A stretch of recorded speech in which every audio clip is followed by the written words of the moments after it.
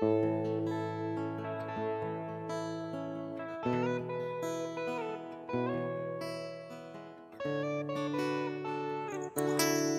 pag-ibig ay parang sikat ng araw. Hindi lahat nasisinagan. At kapag dumating sa iyo ang pagkakataon, huwag mo nang pakakawalan. Sa bawat pasakit, lungkot umuusbong.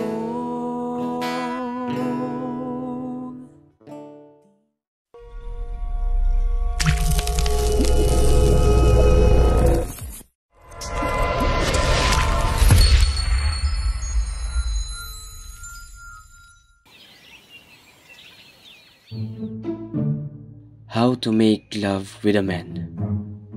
Grabe naman tong libro na to.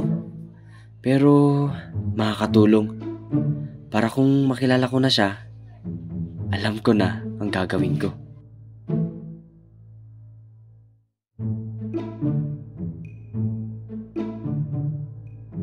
Buti pa tong mga ibis na to.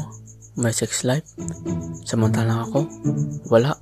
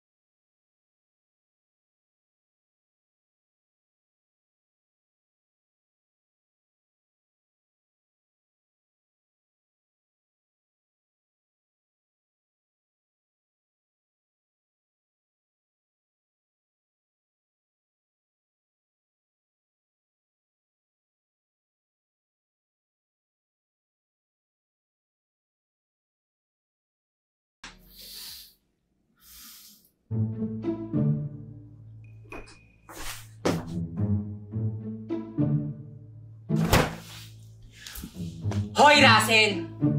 Ang aga-aga, kung ano-ano naman ginagawa mo dyan. Kung ano-ano naman ini-imagine mo. Mia! Kahit kailan talaga istorbo kayo, no? Tsaka anong ginagawa mo dito? Hindi ka man lang kumatok bago pumasok. So gusto mo ako pa ang tumatok? Kung toktokan kaya kita dyan.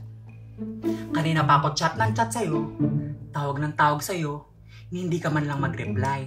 Samantalang andito ka lang kung ano-anong iniisip mo.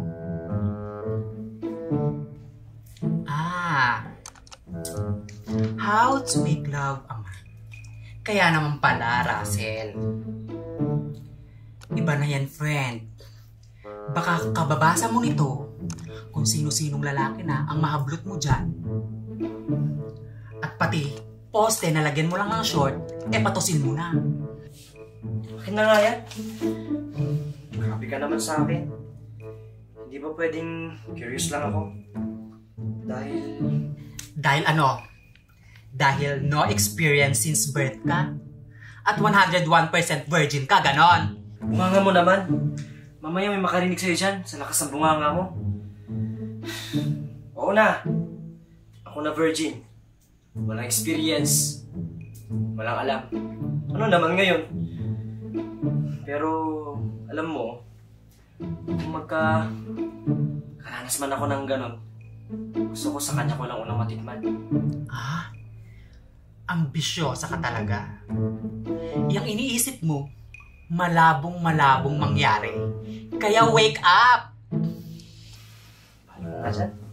O siya, Russell. Tama na ang katititig sa picture na yan. Hindi ka naman kakaldagin yan.